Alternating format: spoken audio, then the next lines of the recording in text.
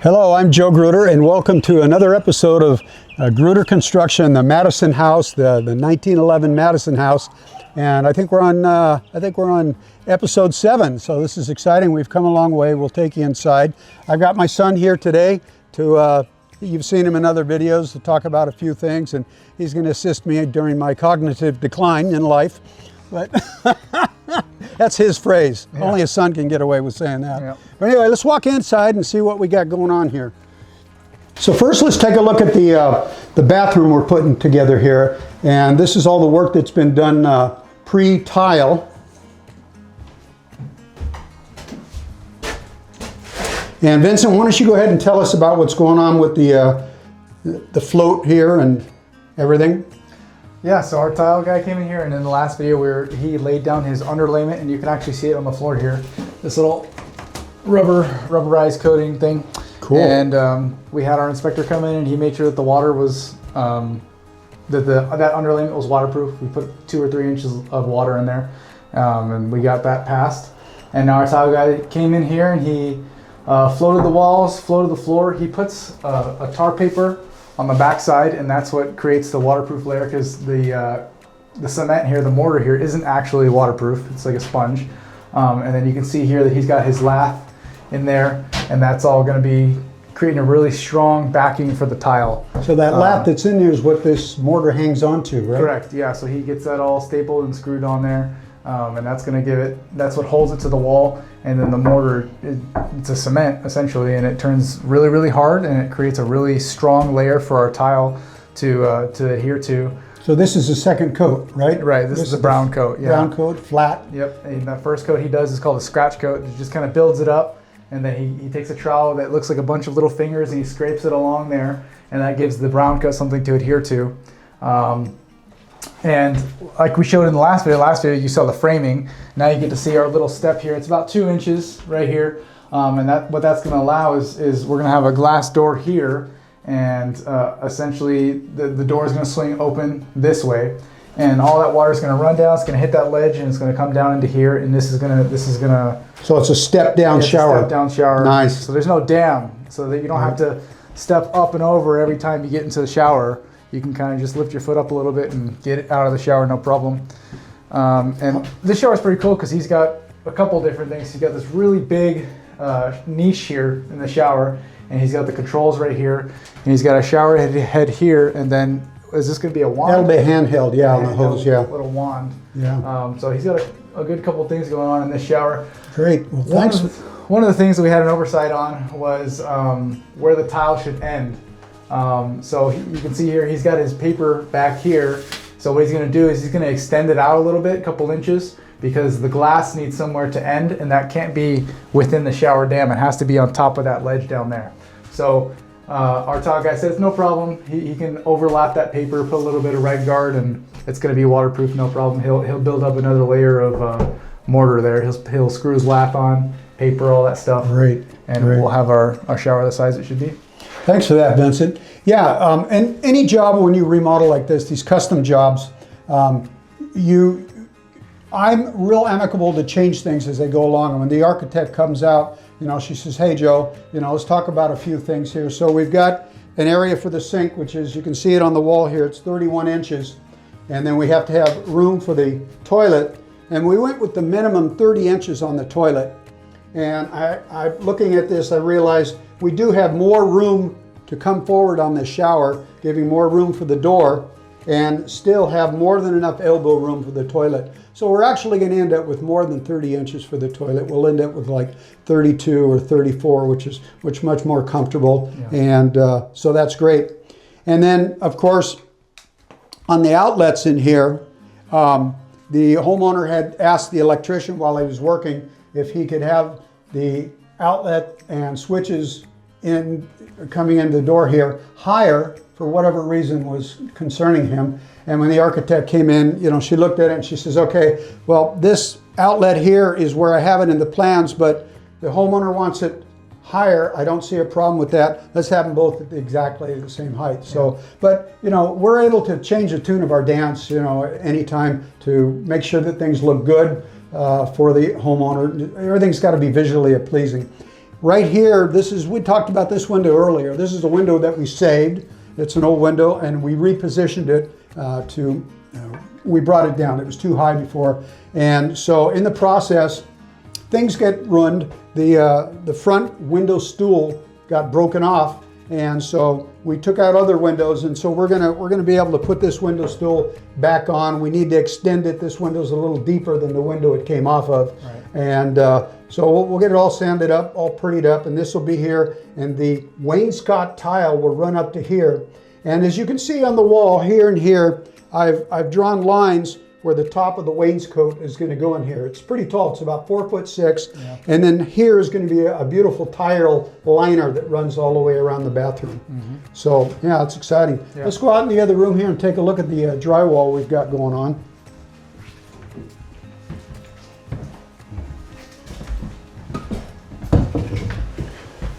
So you can see down here we have all the drywall in now, and the drywall at this point has just a basic coating. All the joints are coated, all the nail holes are covered, and the joints are covered with a paper tape in the mud. And this old house, is going to get what's called a level 5 drywall.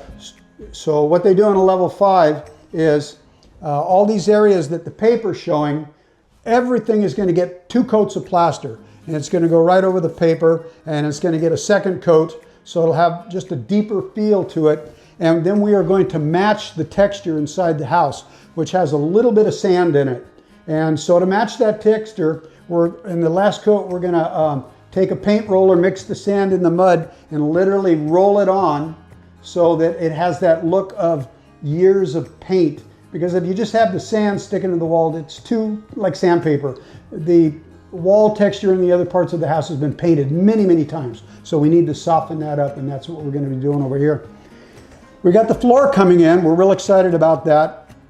We're going with a white oak floor, and the original flooring was 3/8, and we're going with a thicker floor now. Thank goodness the homeowner decided to go thicker, because it's going to be a much substantial floor. Those old 3/8 floors, they're just too cushiony, and the joints crack. It's just not good. So we're putting in a 1/2-inch thick floor that's going to go over all these areas. It's going to be the white oak, and the white oak is it has a lot more character, because red oak tends to be all pretty much the same color, but the white oak has some lighter and darker pieces in it, so that's interesting. And a lot of the white oak is what's called quarter sawn, so you're going to see some oak rays. Some of the grain of oak is unique, and you'll see a lot of that in it.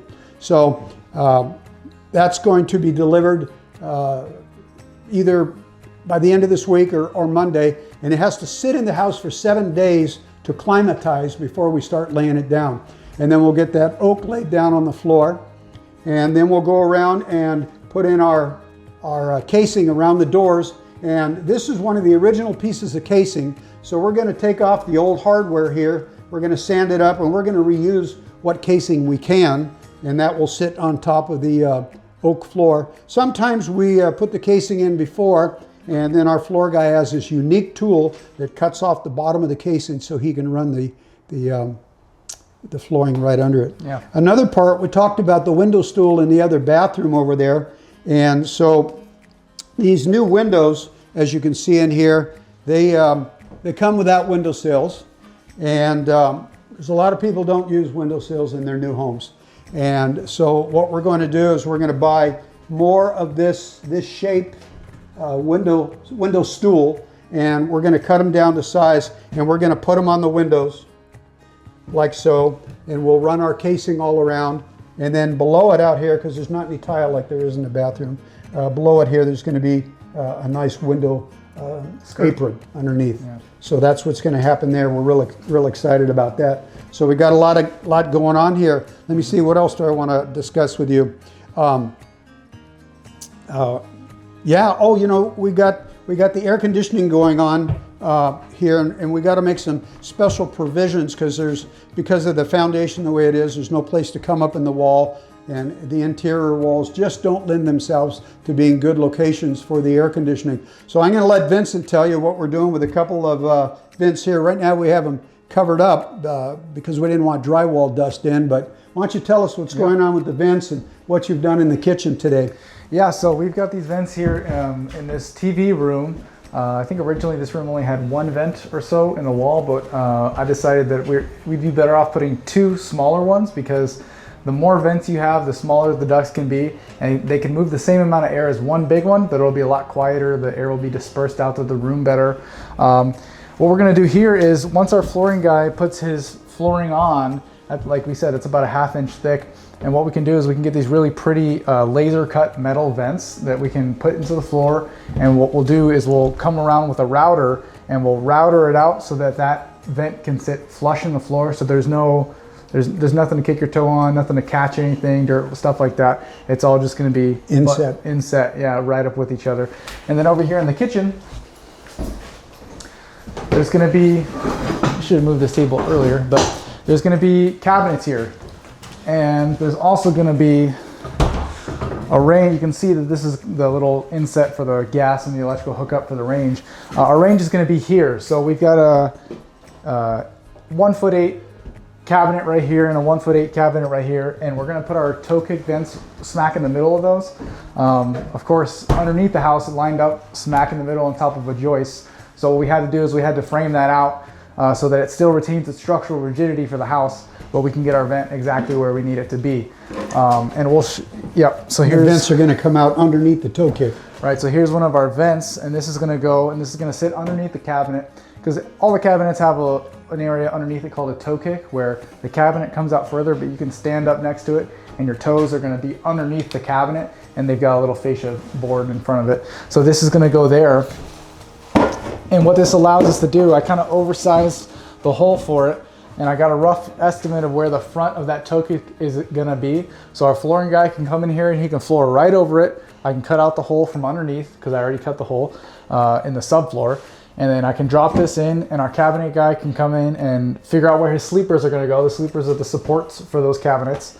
And then what he can do is he can cut out the front of that fascia board, and he can move this around however he needs to get it to line up exactly where it's going to go. So this is going to be down underneath the cabinets where the toe kick is. Right. So you'll feel nice warm air or cool air coming out on your feet. Yep. And when you stand back across the room, we are going to put the decorative covers over those also. So that'll stand out and look nice. That way we don't have to take up any floor space in this room. We can just go ahead and put it in a toe kick, and no one will be the wiser.